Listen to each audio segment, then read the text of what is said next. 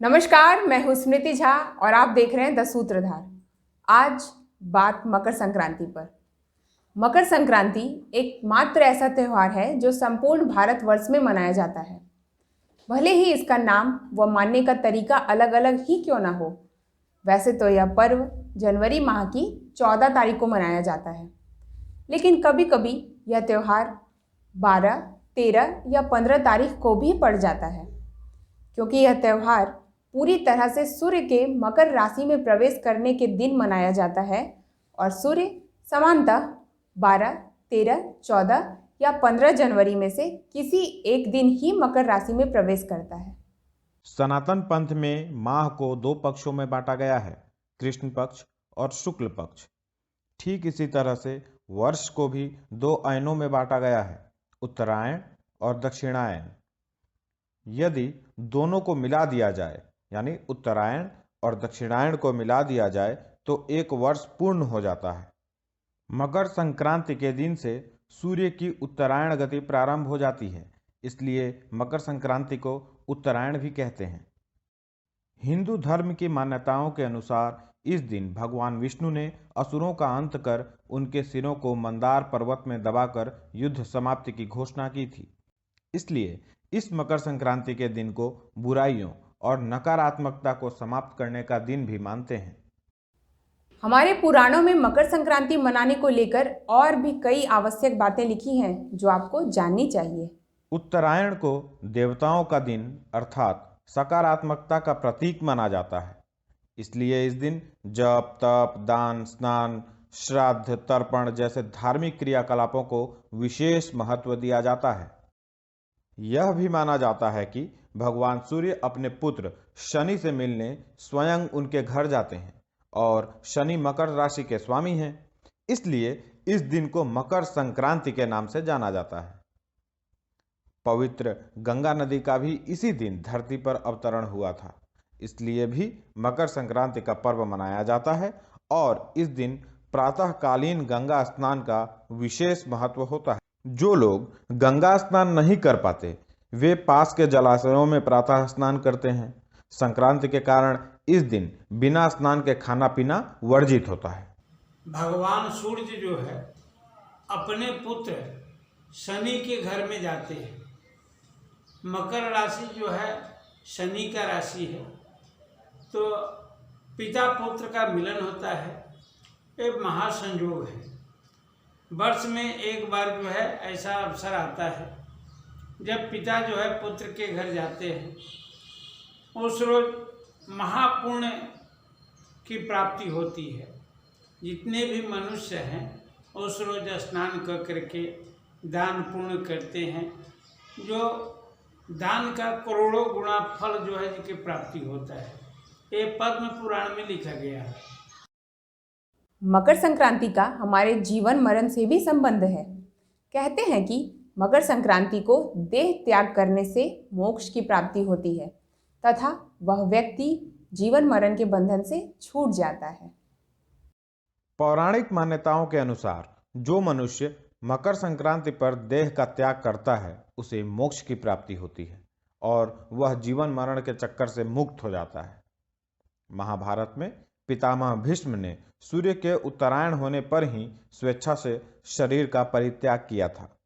इसका कारण यह था कि उत्तरायण में देह छोड़ने वाली आत्माएं या तो कुछ काल के लिए देवलोक में चली जाती हैं या पुनर्जन्म के चक्र से उन आत्माओं को छुटकारा मिल जाता है, जबकि दक्षिणायन में देह छोड़ने पर आत्मा को बहुत काल तक अंधकार का सामना करना पड़ सकता है।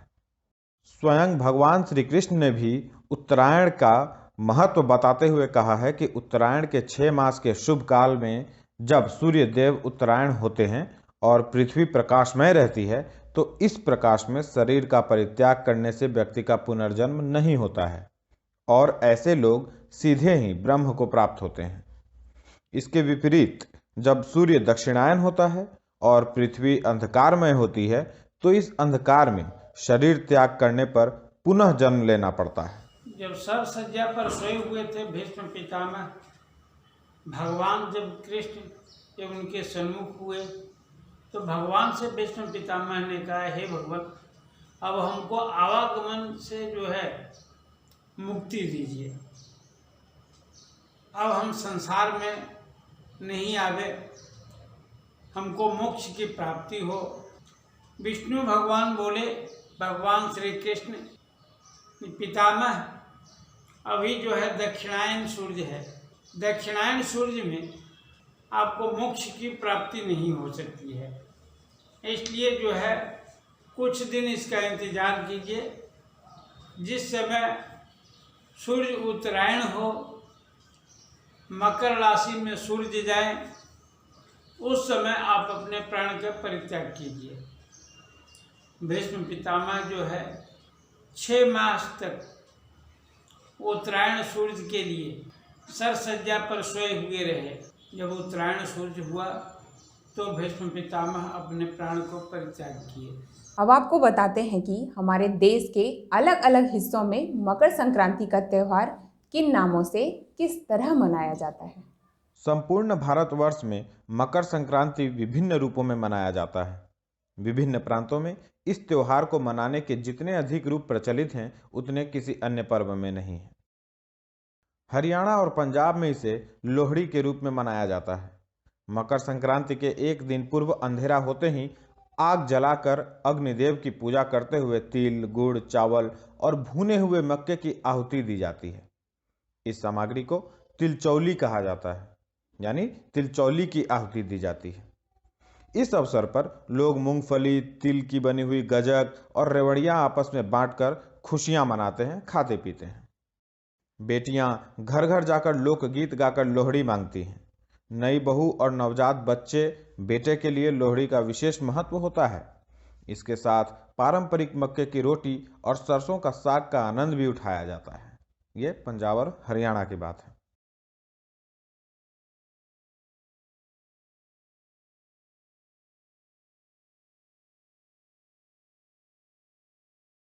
उत्तर प्रदेश में यह मुख्य रूप से दान का पर्व है।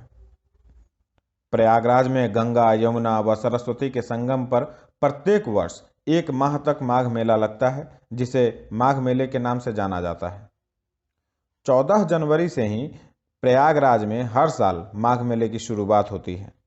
14 दिसंबर से 14 जनवरी तक का समय खड़ मास के नाम से जाना जाता है। 14 दिसंबर से 14 जनवरी तक पूरे 1 महीने किसी भी अच्छे काम को अंजाम नहीं दिया जाता है। माघ मेले का पहला स्नान मकर संक्रांति से शुरू होकर शिवरात्रि के आखिरी स्नान तक चलता है। संक्रांति के दिन स्नान के बाद दान देने की भी परंपरा है। इस दिन गंगा स्नान करके तिल के मिष्ठान आदि को ब्राह्मणों व पूज्य व्यक्तियों को दान देते हैं। इस पर्व पर क्षेत्र में गंगा एवं रामगंगा घाटों पर बड़े बड़े मेले लगते हैं। समूचे उत्तर प्रदेश में इस व्रत को खिचड़ी के नाम से भी जाना जाता है तथा इस दिन खिचड़ी खाने एवं खिचड़ी दान देने की भी परंपरा है। अब बात करते हैं बिहार की। बिहार और उत्तर प्रदेश में यह त्यौहार एक ही तरीके से मनाया जाता है।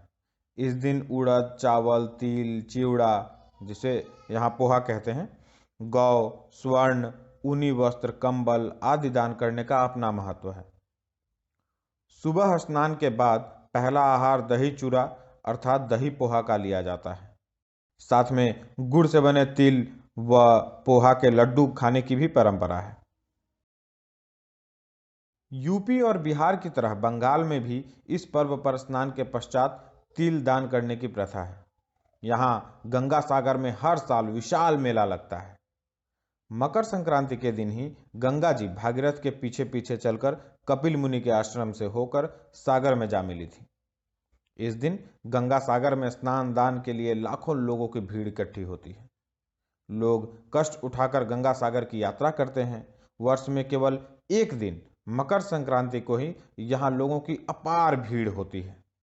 इसलिए कहा जाता है, सारे तीर्थ बार बार, गंगा सागर एक बार। महाराष्ट्र में इस दिन सभी विवाहित महिलाएं अपनी पहली संक्रांति पर कपास, तेल व नमक आदि चीजें अन्य सुहागिन महिलाओं को दान करती हैं। तिल गुड़ नामक हलवे के बांटने की भी प्रथा है। लोग एक दूसरे को तिल गुड़ देते हैं और देते समय बोलते हैं, तिल गुलघ्या आणि गोड़ गोड़ बोला, अर्थात तिल गुड़ लो और मीठा मीठा बोलो। इस दिन महिलाएं आपस में तिल गुड़, रोली और हल्दी बांटती हैं। तमिलनाडु में इस त्योहार को पोंगल के रूप में 4 दिनों तक मनाते हैं। प्रथम दिन भोगी पोंगल, द्वितीय दिन सूर्य पोंगल, तृतीय दिन मट्टू पोंगल अथवा केनु पोंगल और चौथे व अंतिम दिन कन्या पोंगल होता है। इस प्रकार पहले दिन कूड़ा करकट इकट्ठा कर जलाया जाता है, दूसरे दिन लक्ष्मी जी की पूजा की जाती है और तीसरे दिन पशुधन की पूजा की जाती है। पोंगल मनाने के लिए स्नान करके खुले आंगन में मिट्टी के बर्तन में खीर बनाई जाती है। इस खीर और पूरे प्रक्रिया को पोंगल कहते हैं। इसके बाद सूर्य देव को नैवेद्य चढ़ाया जाता है। उसके बाद खीर को प्रसाद के रूप में सभी ग्रहण करते हैं। इस दिन बेटी और जमाई राजा का विशेष रूप से स्वागत किया जाता है। अब बात कर लेते हैं असम की। असम में मकर संक्रांति को माघ बिहू अथवा भोगाली बिहू के नाम से मनाते हैं। असम के लोग इस त्योहार के साथ ही नए साल की शुरुआत मानते हैं। पोंगल की तरह बिहू भी किसानों का त्योहार है। किसान फसलों की कटाई करते हैं और ईश्वर को फसलों के लिए धन्यवाद करते हैं। नई फसल से तैयार अनाज से पकवान तैयार किए जाते हैं। सबसे पहले इन पकवानों को भगवान को चढ़ाया जाता है। माघ बिहू के अलावा बोहाग बिहू और कोंगाली बिहू भी सेलिब्रेट किए जाते हैं। नई फसल के तैयार होने पर बिहू उत्सव मनाया जाता है। खूब सारे पकवान तैयार करने के अलावा लोग गाते हैं, नृत्य करते हैं, पारंपरिक पोशाक पहनते हैं, कच्ची हल्दी व उड़द दाल के पेस्ट से नहाते हैं, नए कपड़े पहनते हैं, बड़ों का आशीर्वाद लेते हैं, एक दूसरे को तोहफा देते हैं, नाश्ते में चावल के साथ दही और गुड़ खाते हैं। ये इनका त्योहार मनाने का तरीका है। राजस्थान में भी यह त्योहार उत्तर भारत के अन्य राज्यों की तरह ही मनाया जाता है। राजस्थान में इस पर्व पर सुहागन महिलाएं अपनी सास को वायना देकर आशीर्वाद प्राप्त करती हैं। साथ ही महिलाएं किसी भी सौभाग्य सूचक वस्तु का 14 की संख्या में पूजन एवं संकल्प कर 14 ब्राह्मणों को दान देती हैं। इस प्रकार मकर संक्रांति के माध्यम से भारतीय सभ्यता एवं संस्कृति की झलक विविध रूपों में दिखती है। गुजरात में तो इस मौके पर घर घर लोग पतंगबाजी का मजा लेते हैं। इस दिन पूरा परिवार घर की छत पर जमा हो जाता है। खाने में तिल के लड्डू, मूंगफली की पट्टी बनाने के साथ साथ खिचड़ी और दूसरे पकवान बनाए जाते हैं। मकर संक्रांति, जिसे गुजरात में उत्तरायण पर्व कहा जाता है, के आते ही पूरा परिवार पतंग और डोर लिए घर की छत पर जा पहुंचता है और जब वापस नीचे उतरता है तो रात हो चुकी होती है। हालांकि रात में भी कैंडल पतंग संक्रांति की रात का संदेश देती है, तारों के बीच झिलमिलाती है। पौष मास की सर्दी के कारण हमारा शरीर कई तरह की बीमारियों से ग्रसित हो जाता है, जिसका हमें पता ही नहीं चलता, और इस मौसम में त्वचा भी रूखी हो जाती है। इसलिए जब सूर्य उत्तरायण होता है तब इसकी किरणें हमारे शरीर के लिए औषधि का काम करती हैं, और पतंग उड़ाते समय हमारा शरीर सीधे सूर्य की किरणों के संपर्क में आता है, जिससे अनेक शारीरिक रोग जो हम जानते ही नहीं हैं वे स्वतः ही नष्ट हो जाते हैं। आगे भी इस तरह की जानकारी पाते रहने के लिए हमारे चैनल को सब्सक्राइब करें, वीडियो को लाइक कर लें और हाँ, शेयर करना ना भूलें। धन्यवाद।